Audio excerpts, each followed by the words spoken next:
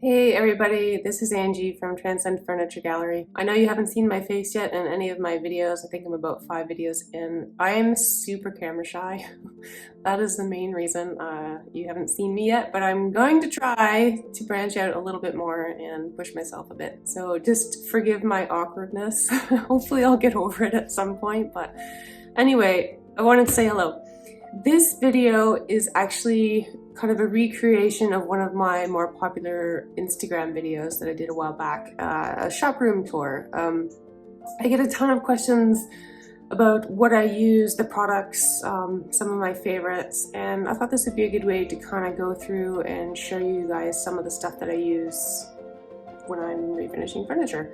As well as how I have my space laid out and some of the ways I've figured out over the last 5 years of doing this, different methods of organization for some of my tools as well.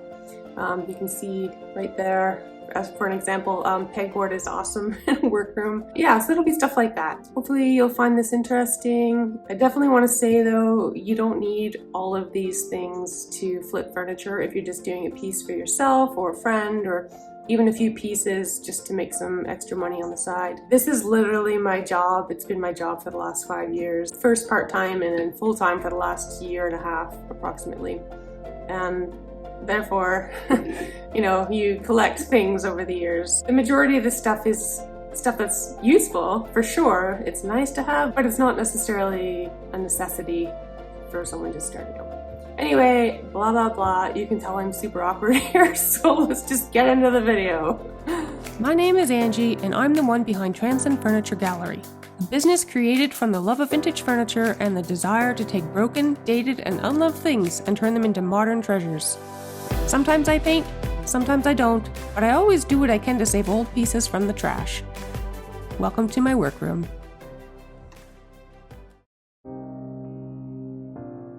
Okay everybody, this is where I work every day.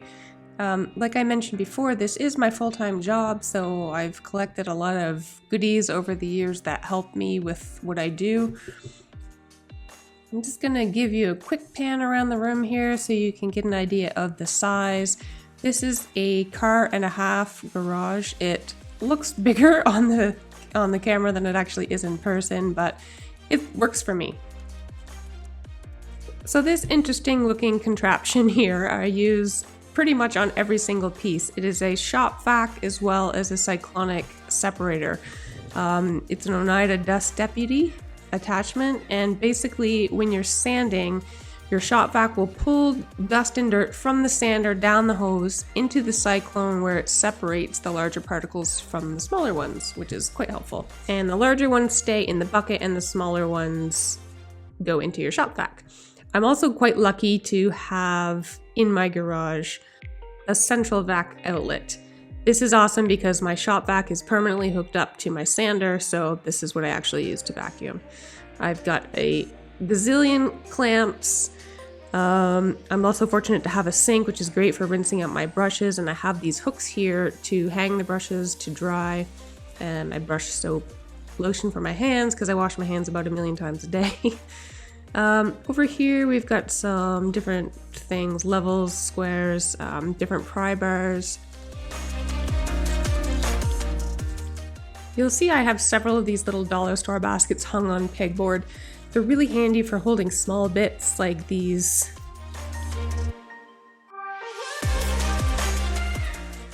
And I've got a few more of my long clamps here just attached to the shelf. These wipe all shop towels are amazing. They're so thick and they're quite hardy actually.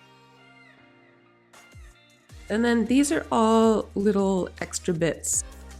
Different dowels and plugs and nails, some screws. This is where I put the stuff that I haven't really sorted yet. They're semi-sorted by size, but they're not really sorted. These little jars are great when I do custom mixed colors on furniture. I send people home with a little jar of the paint because they can't just go buy it if they end up needing a touch-up later on. Foam brushes are a must. I've got several different types of glue here, epoxies.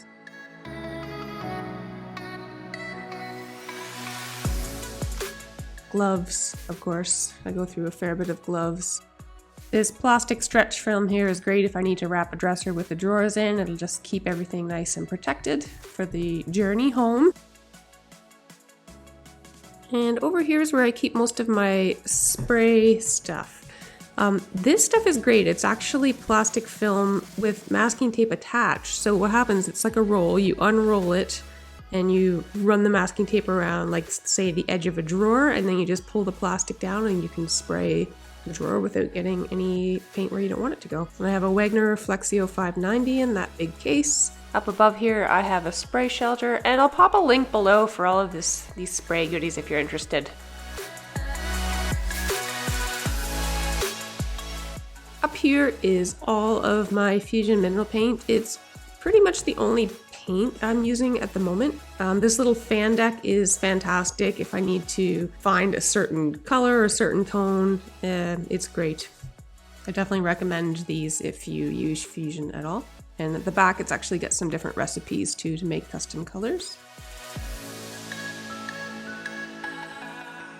And into some more storage here. These are where I keep all of my wood screws and machine screws. There's a second one in behind. You can mount them to the wall, but I like being able to pick them up and move them if I need to.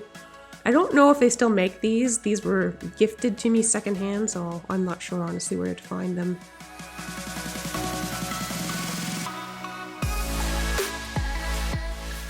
And speaking of custom made colors, these are where I keep my custom mixes. What I do when I finish a jar is I clean it out and I mark lines on it so that I can create a recipe. For example, that one there is 7 parts raw silk to 3 parts Inglenook. And it's just a great system for me. In here I've got different size scrub pads and abrasive pads. So there's a certain product I use called Odie's oil, and it generally requires a pad like that for application. And you'll see the Odie's oil in here, along with my new favorite thing, which is this Wise Owl furniture salves, and I've got a couple different scents. So far the lemon verbena is my favorite, but they actually all smell quite nice, and they're great for nourishing the wood, especially in a drawer. I so far have mostly used them in drawers. This is Odie's oil. It's a fantastic product. It's food safe, it's non-toxic, it goes on like an oil and dries as a hard wax. I'll do a little video in the near future about that, as well as this product, which is a beeswax hemp oil combo. I use that quite a bit over paint and then just plain hemp oil. This Art Minds wax is actually the very first wax I ever used when I started 5 years ago, and I still use it. I actually really like it. The slate is pretty cool. The white wax is awesome over raw wood. I spray a lot of lacquers and stuff. The respirator is a must for that. These are some of the products I use for filming, and underneath those I've got 2 plastic containers of just shop rags that I use for stain and wiping up spills, etc.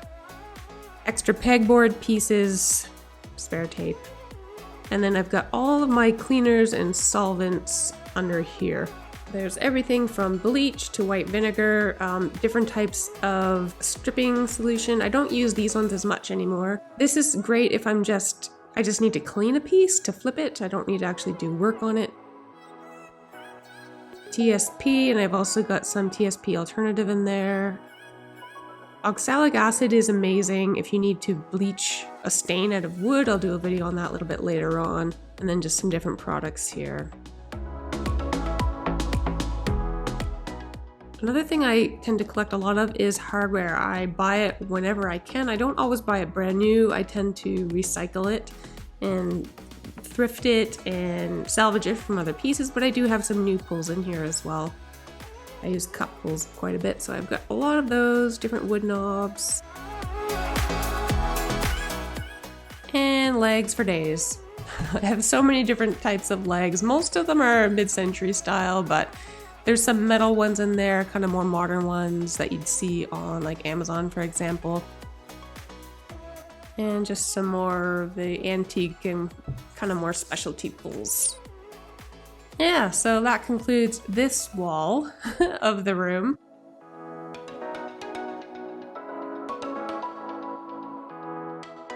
Here on this shelf, I've got a lot of different products. I've got different fillers, Bondo, different stain blockers and odor blockers, bin is a must if you're doing any kind of painting, especially with light colors. Down here we've got shellac and Minwax polyacrylic, which I tend to use a fair bit. This is a lead test kit. I highly recommend this if you're doing any sort of antique furniture refinishing or restoration. It's really easy to use, really important to have. Safety first, kids! I'm a big fan of the Watco lacquers, and this little handle here helps make spray cans more like a spray gun. You just get a much more even finish. This Design Master spray paint is my new favorite metallic spray. It's so nice. The colors are great and it tends to hold up really well over time.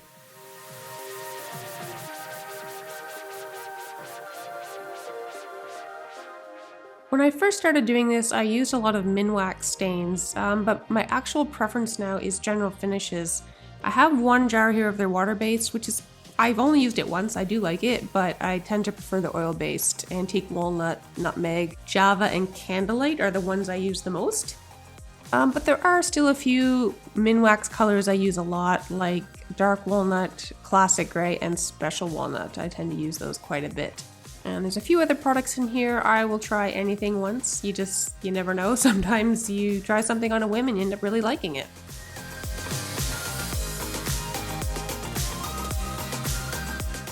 Speaking of trying things, I have tried every stripper out there. Circa 1850 is my favorite by far. It just seems to work the best for me. I've got multiple different coatings here in oils, teak oil, wipe-on polys, lots of Danish oil. I use different products for different purposes. Danish oil comes in a couple of different colors, so I've got a few different ones there. And I also have this massive jug of hemp oil. This stuff is great on raw wood and also over paint, actually. And of course, chemical resistant gloves are a must when you're using stripper. And onto my tool wall. Pegboard is so beneficial in a workroom like this. I'm able to display my sanding pads easily where I can reach them and I can see what I'm looking at. It also makes it a lot easier when it comes time to order new stock in. I know exactly what I'm needing. And I'll just pop a link below if you are interested in buying any of those sanding pads in bulk. If you're still following along at this point, well done. I know it's a long video, there's a lot of stuff to cover here, but to be honest, there's a lot to this, especially when you get into it as a full-time profession. So thanks for sticking with me. I'm having a lot of fun making these videos to share with you guys.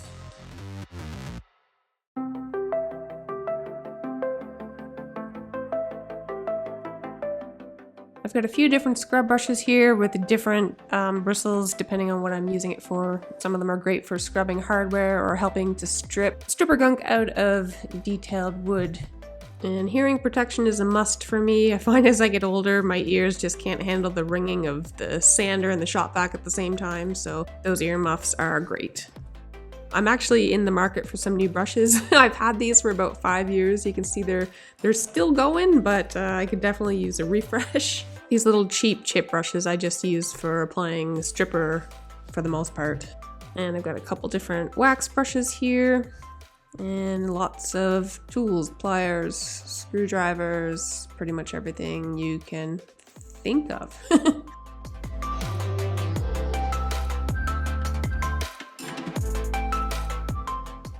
Having a rubber mallet is actually a great tool for this sort of thing, especially when it comes to drawers. I use it a lot to tap dovetails back together. And for the little bit of upholstery that I do, it's fairly rare. I've got a few different staple guns there. Different chisels, they're great sometimes for just cleaning out joints before you do a glue up. I've got a ton of spare parts here, little shelf pins and rubber caps for feet. These little things that go on the bottom of legs. I actually have a few different types of metal polish in that little black container there, as well as a container of Brasso. This is wood epoxy and wood putties. There's some plastic wood in there as well. And these are a must if you're redoing a lot of furniture from, like, say, the 50s to the, well, 90s really. And my little ratchety screwdriver thing that I don't know the actual name of. It's great though because you can put different screwdriver bits in the end of it and switch it out. These are touch-up markers. I've got a few different kinds here. The Minwax ones are probably my favorite. There's some putty pencils in there as well. These are different precision screwdrivers and some little stubby ones. Another thing I go through quite a lot of are these felt pads for furniture legs. I put them on pretty much every piece that I do. This is my storage closet for my staging pieces. Please don't judge it right now. It's a little chaotic, and to be honest, it needs to be thinned out and I need to replace a few things. Got some artificial plants in there that won't die in my garage without sunlight, and different wall hangings, candles, lamps, some old bottles, and up here I've got some artificial flowers that I use in a few vases, different clocks, a mug, you know, typical stuff that people stage with, as well as all of my adhesive drawer liners.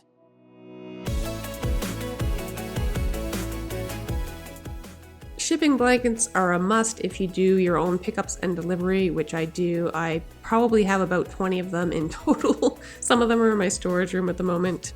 And this corner is my dedicated staging area. I just have a piece of wood look linoleum that I bought from the Restore, and my wall here is actually peel and stick wallpaper. I can put a link below for something that's similar. But yeah, it was super easy to put up and it looks great. I think I used 3 packages on that wall if I'm not mistaken, with a little left over. But yeah, it gives me a great space to work. Normally I try to hide those outlets with plants or wall hangings when I'm taking my pictures. This area, I used to be really big into triathlon when I was younger, and I'm trying to get back into it, so that's why I have a bike hanging there and a treadmill, but luckily the treadmill folds up and doesn't take up much room, and it leaves me a fair bit of space here for upcoming projects. This is my very fancy adjustable tripod for filming. It's backyard shenanigans again. Well, everybody, that is my workroom. Thanks for sticking with me, and I'll do a few more videos kind of more in depth with some of the products and tools that I use all the time. Cheers!